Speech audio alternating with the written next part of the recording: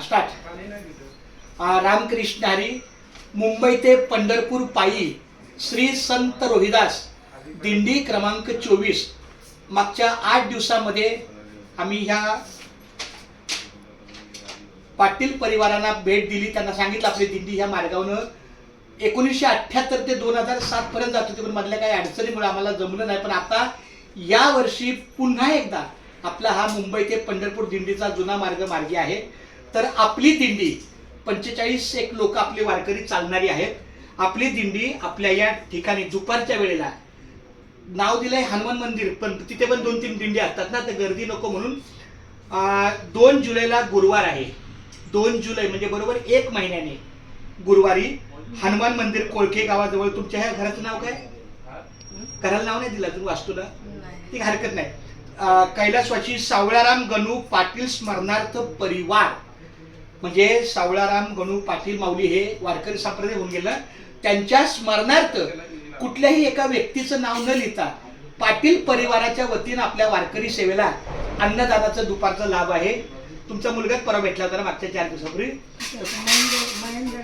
हा काय नाही, पण तरी पण महेंद्र मला माहिती आहे माझे नाव, पण ते मी त्यांना बोललो एका व्यक्तीचं नाव लिहिण्यापेक्षा महेंद्र किंवा सगळा परिवार, त्याच्यामध्ये सून आली, नातू आला, मुलगा आला, तर अशा पद्धतीची आपली मुंबई ते पंढरपूर दिंडी 45 लोक, किमान 40 ते 45 अंदाजे आहे।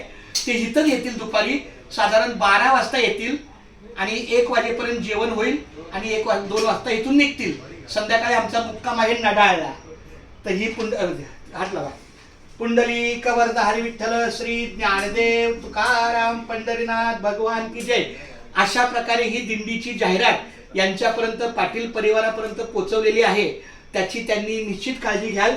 2 जुलैला आम्ही येतोय 45 लोकांना। जे काही तुमच्या इच्छेनं दुपारच्या वेळेला काय मुखी घास खाता करावा विचार, कशासाठी मी हे अन्न सेवनार, माझ्या हातून घडू दे शुभक्त सेवा, म्हणूनच मिळवी शक्ती मुक्ती देवा। काहीतरी सेवा वारकरी तुमच्या दरवाजापर्यंत आले तर त्यांच्या मुखी घास घालून आपल्याला मारे। आम्ही इथून बरोबर 1:30 वाजता निघणार आहे। 1 वाजता फक्त इथं शेडचं काम चालू आहे का?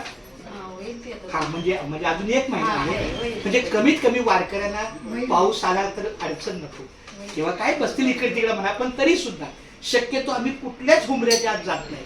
आमचा एक नियम आहे, कुठलाच वारकरी कुठल्याच हुंबऱ्याच्या आत जात नाही।